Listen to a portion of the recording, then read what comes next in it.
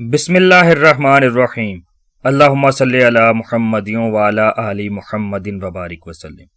بے حد و بے حساب درود و سلام حضور آقا کریم صلی اللہ علیہ وآلہ وسلم اور ان کی آل پر۔ السلام علیکم سامعین۔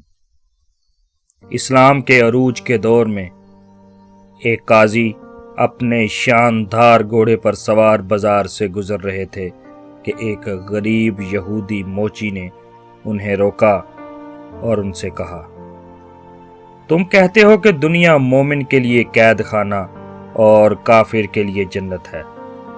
دیکھو اپنی سواری، اپنا منصب اور اپنی عزت و جاہ، کیا یہی قید خانہ ہے؟ اور میری حالت دیکھو، کس غربت اور قسم پرسی میں زندگی گزار رہا ہوں، کیا یہی جنت ہے؟ وہ قاضی مسکرائے اور انہوں نے اسے جواب دیا، ارے نادان، اگر میں اللہ کے ہاں کامیاب ہو گیا اور مجھے جنت مل گئی تو یہ سب جس کا تم نے ذکر کیا ہے اس کے مقابلے میں قید خانے سے زیادہ نہیں، اور اگر تو کفر و شرک پر مر گیا اور جہنم میں ڈالا گیا تو اس کے مقابلے میں تیری یہ حالت جس میں تو آج ہے تیرے لیے جنت سے کم نہیں۔ ارے ناسمجھ، دنیا کی کسی بہت بڑی سلطنت کی بادشاہی بھی جنت کی نعمتوں کے مقابلے میں کسی قید خانے سے زیادہ حیثیت نہیں رکھتی۔ سامعین، جنت کی صحیح تصویر کھینچنے کے لیے کسی انسانی زبان میں ایسے الفاظ موجود نہیں کہ ان کا بیان کیا جا سکے۔ چنانچہ حضرت ابو ہریرہ رضی اللہ تعالی عنہ سے روایت ہے کہ رسول اللہ صلی اللہ علیہ وآلہ وسلم نے فرمایا کہ اللہ تعالیٰ فرماتا ہے کہ میں نے اپنے نیک بندوں کے لیے ایسی ایسی نعمتیں تیار کر رکھی ہیں جو نہ کسی آنکھ نے دیکھیں، نہ کسی کان نے سنی اور نہ کسی بشر کے دل پر ان کا خیال گزرا۔ پھر آپ نے فرمایا، اگر تم چاہو تو اس کے استدلال میں یہ آیت پڑھ لو۔ قرآن حکیم سورہ سجدہ آیت نمبر 32۔ فَلَا تَعْلَمُ نَفْسٌ مَّا أُخْفِيَ لَهُم مِّن قُرَّةِ أَعْيُنٍ جَزَاءً بِمَا كَانُوا يَعْمَلُونَ۔ ترجمہ، پھر جیسا کچھ آنکھوں کی ٹھنڈک کا سامان ان کے اعمال کی جزا میں ان کے لیے چھپا کر رکھا گیا ہے، اس کی کسی متنفس کو خبر نہیں ہے۔ سامعین، ظاہر ہے جس کھانے کو ہم نے نہیں کھایا اس کا ذائقہ ہم کیا جانے، جس پھل کو ہم نے نہ دیکھا نہ چکھا اس کی لذت ہمیں کیا معلوم، جس نعمت کو ہم جانتے ہی نہیں اس کا خیال دل میں کیسے گزرے۔ بس یہ سمجھ لیجئے کہ دنیا میں ہمیں جو کچھ ملا ہے آزمائش کے درجے میں ہے اور ہم اسی میں گم ہو جاتے ہیں۔ جنت میں جو کچھ ملے گا نعمت کے درجے میں ہوگا، اس کا اندازہ کر لیجئے۔ مگر اے اہل ارباب و دانش، سوچنے کی بات یہ ہے، کیا وہ خدا جس نے ایسی حسین دنیا بنائی اس سے بہت زیادہ حسین جنت نہیں بنا سکتا؟ کیا جس نے ایسے لذیذ پھل پیدا کیے وہ ان کی لذت کو بڑھا نہیں سکتا؟ جس نے اتنے حسین درخت اور پھول پیدا کیے کیا وہ انہی جیسے محل نہیں بنا سکتا؟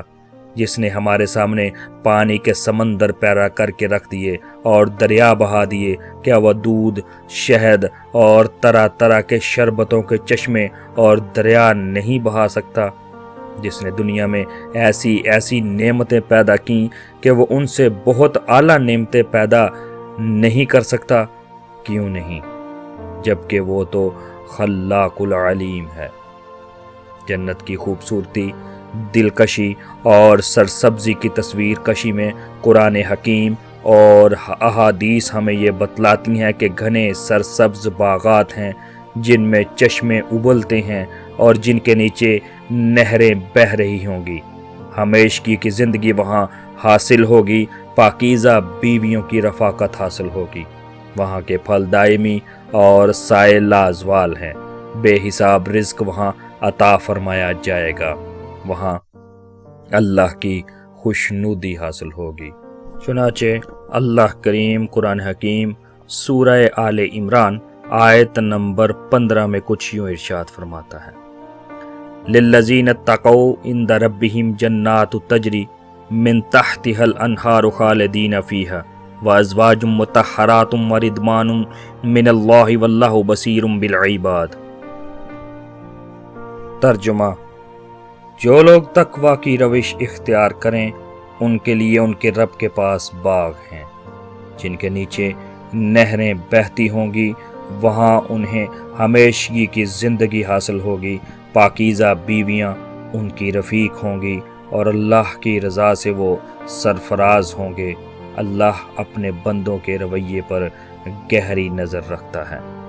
اسی طرح سورہ رعد آیت نمبر 35 میں اللہ تعالیٰ قرآن حکیم میں کچھ یوں ارشاد فرماتا ہے: مثل الجنۃ التی وعد المتقون تجری من تحتها الانہار اکلها داعم وذلها تلک عقبی الذین اتقوا وعقبی الکافرین النار۔ ترجمہ: خدا ترس انسانوں کے لیے جس جنت کا وعدہ کیا گیا ہے اس کی شان یہ ہے کہ اس کے نیچے نہریں بہہ رہی ہیں، اس کے پھل دائمی ہیں اور اس کا سایہ لازوال۔ یہ انجام ہے متقی لوگوں کا، اور منکرین حق کا انجام یہ ہے کہ ان کے لیے دوزخ کی آگ ہے۔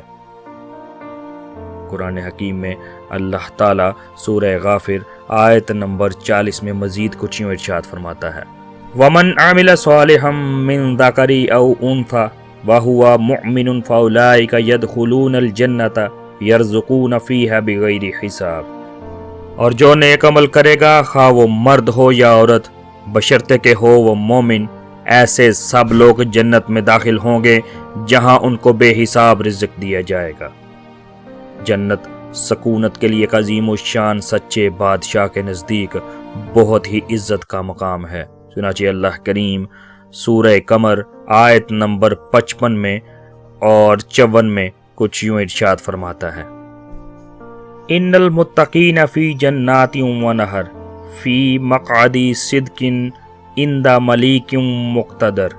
ترجمہ: نافرمانی سے پرہیز کرنے والے یقیناً باغوں اور نہروں میں ہوں گے، سچی عزت کی جگہ، بڑے ذی اقتدار بادشاہ کے قریب۔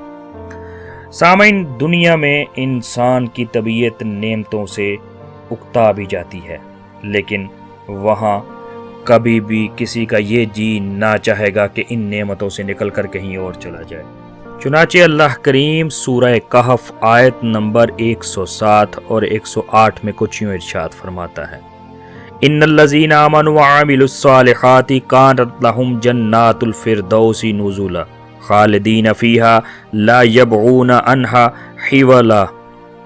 ترجمہ: وہ لوگ جو ایمان لائے اور جنہوں نے نیک عمل کیے ان کی میزبانی کے لیے فردوس کے باغ ہوں گے جن میں وہ ہمیشہ رہیں گے اور کبھی اس جگہ سے نکل کر کہیں جانے کا ان کا جی نہ چاہے گا۔